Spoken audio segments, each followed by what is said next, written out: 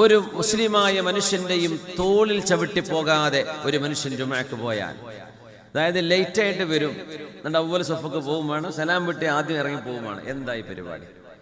ഒന്നുകിൽ നേരത്തെ വരിക, അത്തരം ആൾക്കാർ നേരത്തെ വന്ന് അവിടെ ഇരിക്കുക. ഇത് വരുന്നത് ലേറ്റ് ആയിട്ട്, എന്നിട്ട് എല്ലാവരും തോള് ചവിട്ടി ചവിട്ടി ചവിട്ടി പോയിട്ട് അവിടെ മുമ്പിൽ പോയിരിക്കും. ഇമാം സലാം വിട്ട് കഴിഞ്ഞിട്ട് പോരുന്നു കാണാം. ഒരു ഗ്യാപ്പ് അവിടെ ഉണ്ടെങ്കിൽ, ഒരു ഫുർജത്തുണ്ടെങ്കിൽ, ഒരു സൊഫിന്റെ വിടവുണ്ടെങ്കിൽ അത് നികത്താൻ വേണ്ടി ഒരാൾക്ക് പോകാം. എന്നാൽ പോലും അവിടെ ഇരിക്കുന്ന ജുമഅയെ ഖുതുബയെ ശ്രദ്ധിച്ചിരിക്കുന്ന ഒരാൾക്കും ബുദ്ധിമുട്ടുണ്ടാക്കാൻ പാടില്ല. ഈ തോള് ചവിട്ടി പോവെന്ന് പറഞ്ഞാൽ അതൊരു അസൗകര്യമാണ്. ഒന്ന് ബുദ്ധിമുട്ട്, ഒന്നിങ്ങനെ ചെരിഞ്ഞു കൊടുക്കണ്ടേ? അത് ആളുകൾക്ക് ചെറിയൊരു ഭാരമാണ്. അതുപോലും ചെയ്യരുതെന്ന് നബി നിങ്ങൾ പറഞ്ഞു സല്ലല്ലാഹു അലൈഹി വസല്ലം. ഇങ്ങനെ തോളിൽ തോണ്ടിയിട്ട് ഇങ്ങനെ പോവുക, അങ്ങനെ ചെയ്യരുത്. പക്ഷെ ഒരു വിടവ് അവിടെ ഉണ്ട്, ആ വിടവ് ഇയാൾ പോയിട്ട് തന്നെ നികത്തണം, വേറെ ആരും നികത്താനില്ല, ആരും അത് ശ്രദ്ധിക്കുന്നില്ല. അങ്ങനെ ഒഴിഞ്ഞു കിടക്കുകയാണെങ്കിൽ ആ വിടവിലേക്ക് പോകാൻ വേണ്ടി ഇയാൾക്ക് പോകാം. മിനിമം ഡിസ്റ്റർബൻസേ പറ്റൂ.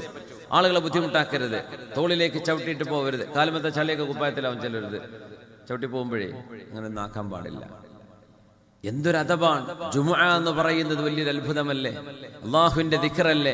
ഈ ജുമുഅ മുതൽ അടുത്ത ജുമുഅ വരെ ഈ ജുമുഅക്ക് ഇങ്ങനെ അച്ചടക്കത്തിൽ ഇരിക്കുന്ന ഒരു മനുഷ്യന് അള്ളാഹു ചെറുദോഷങ്ങൾ ഓട്ടോമാറ്റിക്കലി പുറത്തു കൊടുക്കുന്നതാണ്.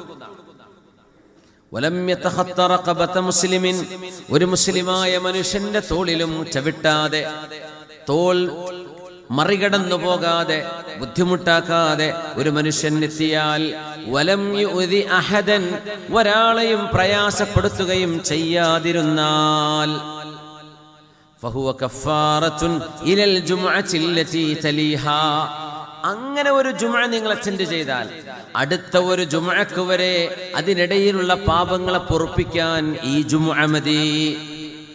കാരണം പറഞ്ഞത്, ഒരാളുടെ തോളിലും ചവിട്ടാതെ പോകണം, ആരെയും ബുദ്ധിമുട്ടാക്കരുത്. വലം യുദി അഹദൻ, ഒരാളെയും പ്രയാസപ്പെടുത്തരുത്.